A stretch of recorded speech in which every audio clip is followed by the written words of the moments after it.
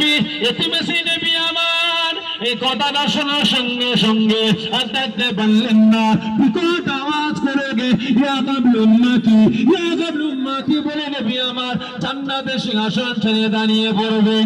Agar নবী আমার আমাকে আপনাকে এত মহব্বত করে, এত প্যার করে, নবী আমার থাকতে না পেরে শরীর মুবারক থেকে জান্নাতের মুকুটটা খুলে ফেলবেন, বাদান মুবারক থেকে জান্নাতের পোশাকটা খুলে ফেলবেন। নবী আমার গুনাহগার উম্মতিদের জন্য এতটাই জামানা হয়ে যাবেন, আমার আপনার জন্য এতটাই পাগলের ন্যায় হয়ে যাবেন।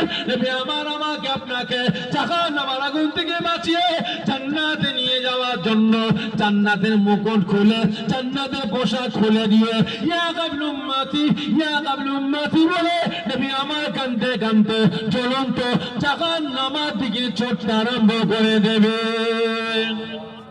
ওই সময় জাহান্নাম দেখতে পাবে আল্লাহ পাকের রাসূল, আল্লাহ পাকের হাবিব, তিন দুনিয়ার বাদশা, যিনাকে সৃষ্টি না করলে আল্লাহ পাক আসমান জমিন চাঁদ সূরজ কুল কায়নাত সৃষ্টি করতেন না, যিনাকে সৃষ্টি না করলে আল্লাহ পাক জান্নাত জাহান্নাম তৈরি করতেন না, যিনাকে সৃষ্টি না করলে আল্লাহ পাক নিজের আরশে আজিম তৈরি করতেন না।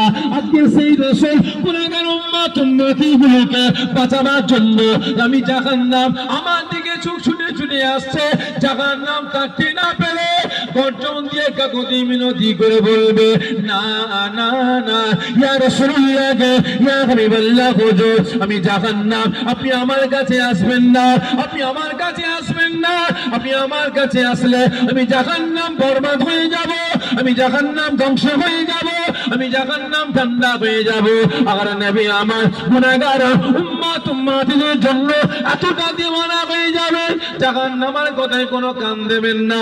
ইয়া কাবল উম্মতি বলে কানতে কানতে জ্বলন্ত জাহান্নামের সম্মুখে গিয়ে দাঁড়িয়ে যাবে। জাহান্নাম